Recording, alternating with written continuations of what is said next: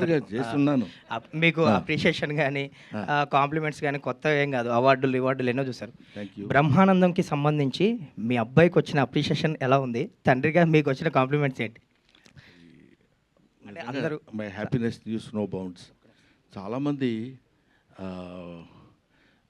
Cinema చూసి వచ్చిన తర్వాత చాలా బాగా చేశారు సార్, చాలా బాగుంది. కానీ మీరు ఏమనుకున్నారంటే మీ అబ్బాయి చాలా బాగా చేశాడు సార్ అంటున్నారు. నేనేమనుకుంటానయ్యా, అతను బాగా చేసినందుకు బాగా చేశాడని అనుకుంటాం కదా అని.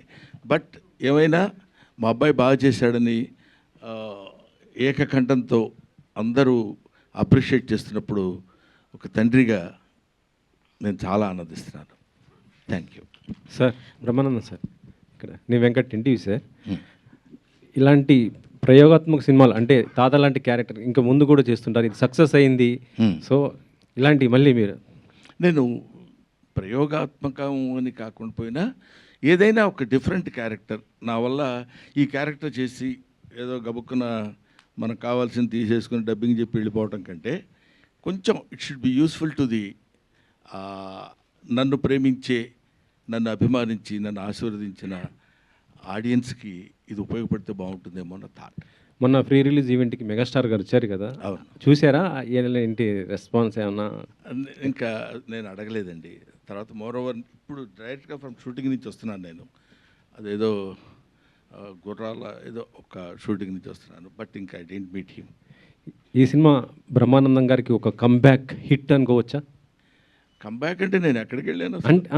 అంటే మీరు కొద్ది గ్యాప్ తీసుకున్నారు. గ్యాప్ ఓకే, గ్యాప్ అంటే టోటల్గా అపీరెంట్ కనపడకుండా పోయి మళ్ళీ ఒకసారి అనగానే ఇది కంబ్యాక్ బ్రహ్మానందం అదే ఏం లేదండి. కొంచెం పరిగెడుతుంటాం, ఒక్కోసారి కొంచెం ఆగుతాం, కొంచెం మంచినీళ్ళు తాగుతాం, మళ్ళీ పరిగెడుతుంటాం.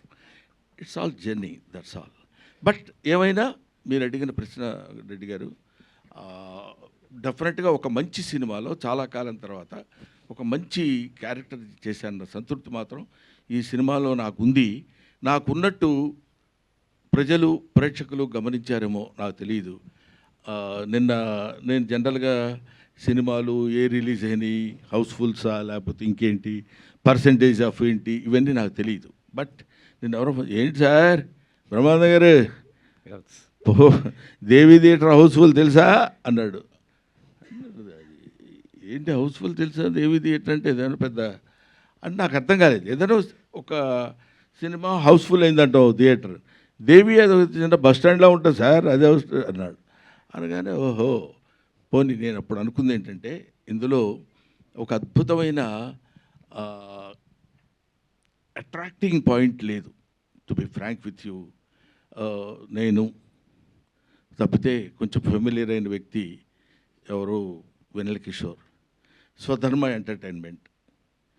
గౌతమ్ అఫ్కోర్స్ చాలా కాలం తర్వాత న్యూగా వచ్చాడు. ఏ ఎలిమెంట్స్ ఉన్నాయి దీన్ని లాగటానికి లోపలికి అంటే, మొన్న ఒకతను అన్నాడు, మీరు చాలా కాలం తర్వాత స్క్రీన్ ప్రెజెన్స్ ఇస్తున్నారు కదా సార్, మిమ్మల్ని చూద్దామని ఆతురతతో ఉన్న వాళ్ళందరూ వచ్చి థియేటర్లో కూర్చున్నారు సార్, అందుకే ఆల్ షోస్ హౌస్ఫుల్స్ అయినాయండి అని చెప్పారు. నిజంగా మీ అందరి ద్వారా ప్రేక్షక మహాశయులకి 40 సంవత్సరాలుగా నన్ను ఆశీర్వదిస్తూ నన్ను ఈ స్థితికి తీసుకొచ్చినటువంటి వాళ్ళందరికీ, పర్టికులర్లీ ఈ సినిమా హిట్ చేసినందుకు నా హృదయపూర్వకమైన నమస్కారాలు తెలియజేసుకుంటాను.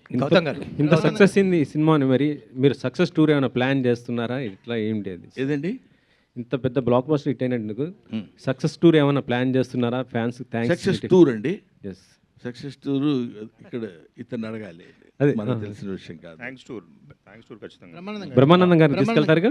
ఖచ్చితంగా బ్రహ్మానందం గారితో టూర్ జరుగుతుంది. గౌతమ్